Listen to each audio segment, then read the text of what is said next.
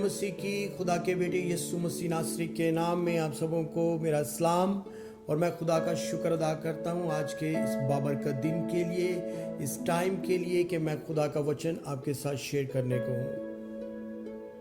सबसे पहले मैं आपको बताऊँ कि अगर हम मुसीबत में हों, परेशानी में हों, मुश्किल में हों, तकलीफ में हों, लेकिन जब खुदा हमारे साथ है, जो हमारी दुआओं को सुन लेता है, इससे बढ़ के हमारे लिए कुछ भी नहीं है।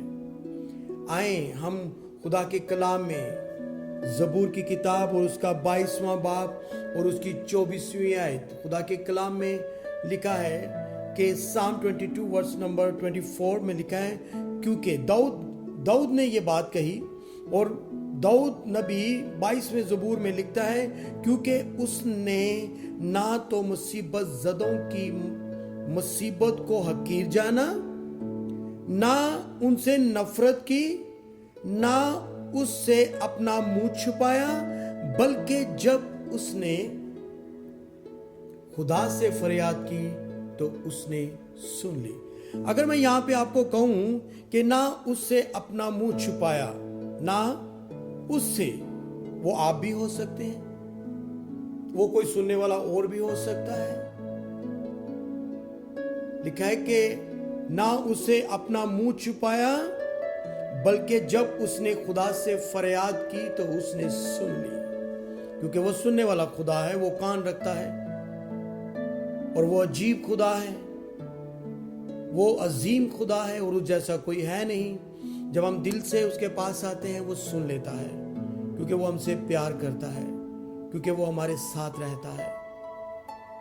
जैसे हम बाइबल में एक जगह पर जब हम पहला तवारीख उसका 4था बाब और उसकी 9वीं आयत को देखते हैं, first Chronicles chapter 4 verse number 9 में खुदा के कलाम में लिखा है, यूबेज ने अपने भाइयों से मोसेस था और उसकी माँ ने उसका नाम यूबेज रखा, क्योंकि कहती थी कि मैंने गम के साथ उसे जन्म दिया है।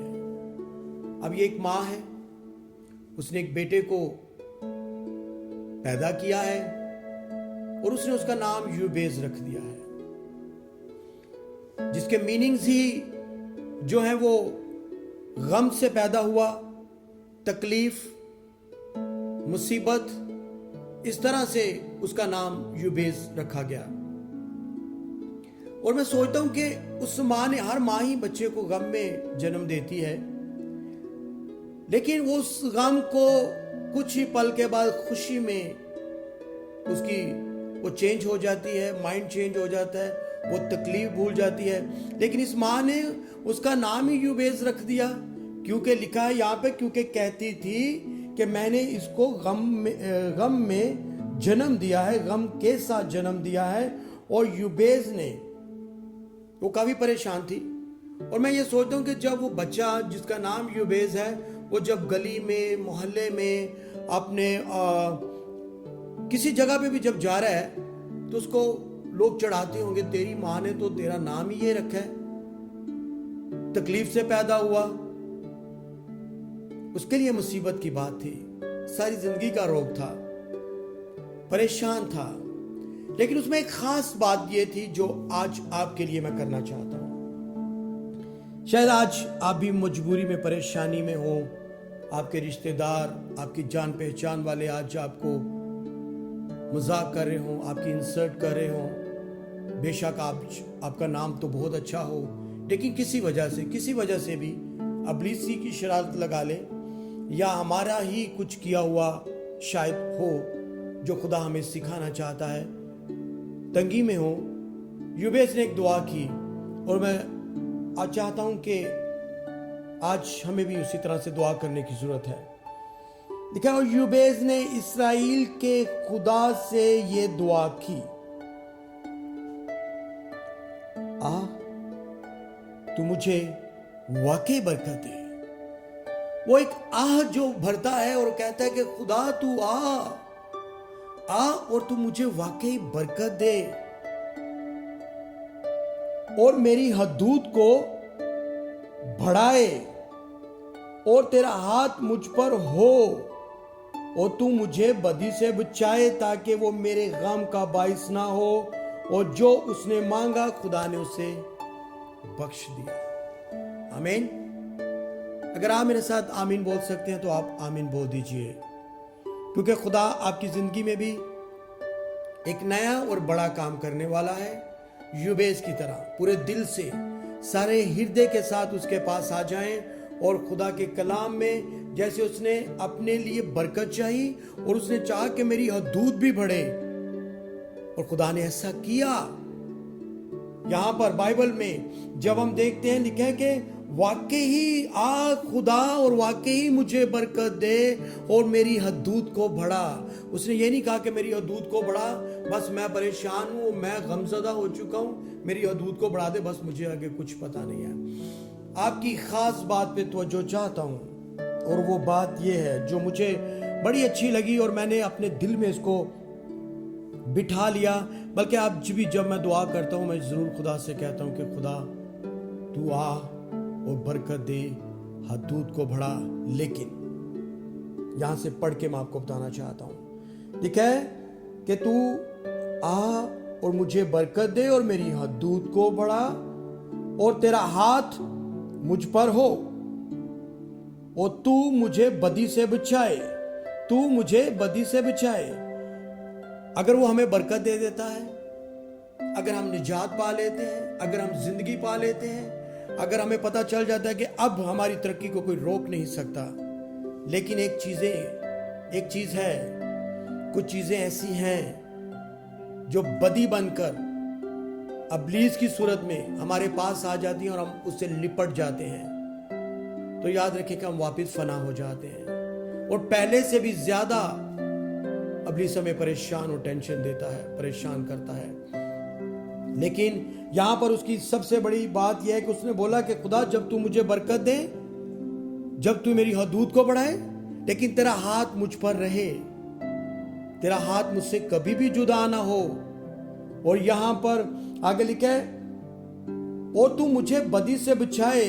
बदी से बचना जरूरी है, क्योंकि बदी तो आज मोबाइल के अंदर, आपके घर से बाहर निकलते ही, आपके ऑफिस में, आपके यूनिवर्सिटी, आपके स्कूल में, आप कहीं पर भी चार लोग इकट्ठे हैं, वहां पर भी बदी आपको किसी तरह से भी आपके ऊपर आ सकती है। लेकिन अगर आप गिर गए तो याद रखें कि आप गिरे ही रहेंगे।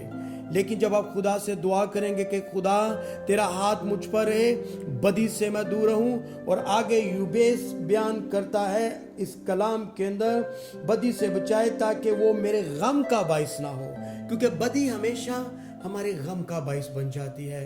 हम फिर वापस रोना शुरू कर देते हैं, लेकिन फिर खुदा कहता है क्या मेरे बेटे, फिर भी वो आपको गले लगाना चाहता है, वो आपको मुआफ कर देना चाहता है। जब आप उससे मुआफी मांगेंगे, जब आप उसके पास आएंगे, तो यकीनन आपका खुदा आपको सिर्फ बरकत ही नहीं देगा, आपकी हदूद को भी बढ़ाएगा, अपने हाथ को भी आपके ऊपर रखेगा। लेकिन ये बात आपने खुद अपने साथ करनी है कि खुदा अब मैं बदी नहीं करना चाहता, मैं उस सारी नशेबाजी से, जिनाकारी से, झूठ से दूर रहना चाहता हूं। खुदा तू मुझे बहाल कर, तो आप बहाल होंगे। उससे कहें कि खुदा बदी मेरे गम का बाइस ना हो, क्योंकि वो हमारा गम बन जाता है। और अगर आपका गम का बाइस बनेगा तो याद रखें कि आपकी फैमिली भी पिसती है, आपके कारोबार चले जाते हैं, अब्लीस को मौका मिल जाता है। इसीलिए हमें हर तरह से अपने सारा कुछ, अपने सारे काम जो है खुदा के हाथों में देके कहना कि खुदा तू आ और इसको ब्लेस कर।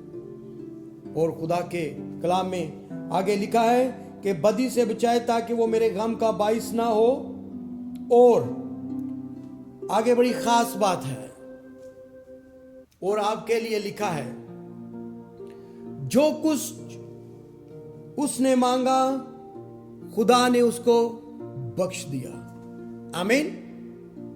जो कुछ उसने मांगा खुदा ने उसको बख्श दिया। आप उसके पास आ जाएं,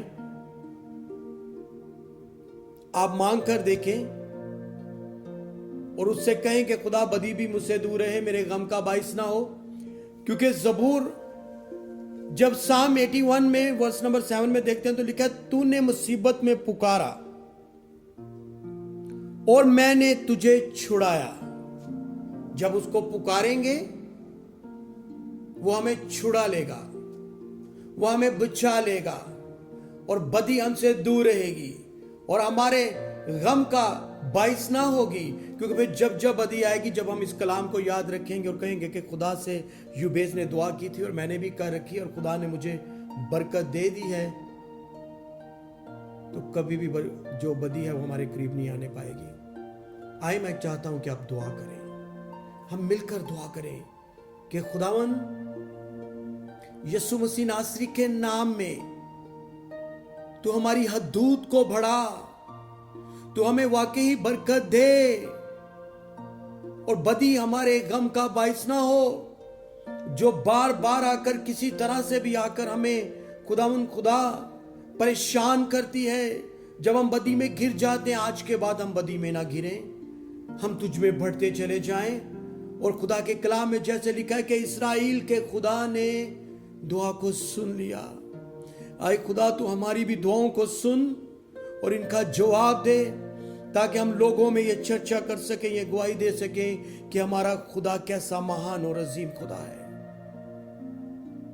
आए, पूरे दिल से और सच्चाई के साथ उसके आगे झुक जाएं, यीशु मसीह नासरी के नाम में, आमीन।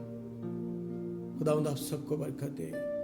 हम अपने खुदा का शुक्र अदा करते हैं। अजीजों, हमारा खुदा प्यार करने वाला खुदा है, उसके पास आ जाएं, जिंदगी आपकी है। खुदावंद आप सबको बरकत दे।